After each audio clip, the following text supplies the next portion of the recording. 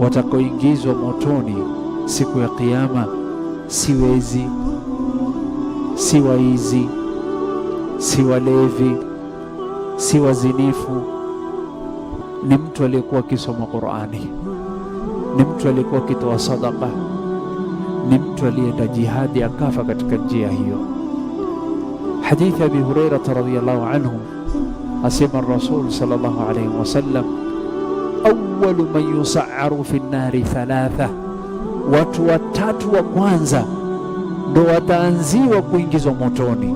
Ni watu watatu: rajulun, mtu ambaye atahu Allahu al-Qur'an, Mwenyezi Mungu alimpatia Qur'ani.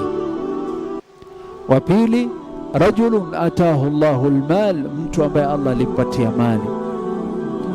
Watatu ni mtu ambaye aliyejitolea katika kuenda katika njia ya Mwenyezi Mungu mpaka akauawa katika hiyo njia. Alitoa nafsi yake. Huyu alitoa elimu yake na muda wake, huyu akatoa mali yake, na watatu akatoa nafsi yake. Allah yuanza na hawa moto wa Jahannam, waliyadhu billah. Ama huyu aliyesoma Qur'ani, Mwenyezi Mungu atamwambia, mja wangu nilikuneemesha, hadithi fi sahih Muslim, umenishukuru vipi? Akasema, ya rabbi qara'tu al-Qur'an, ya rabbi ta'allamtu al-Qur'an wa qara'tu al-Qur'an wa qara'tu al-Qur'ana fik.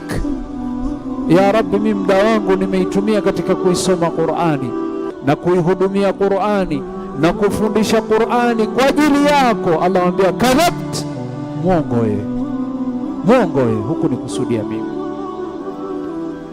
Lengo lako ilikuwa watu waseme huwa qari, huyu ni msomi, ushasikia kisomo chake huyu. Waqad qil, na watu walikusema duniani wakakusifu, mwingizeni motoni.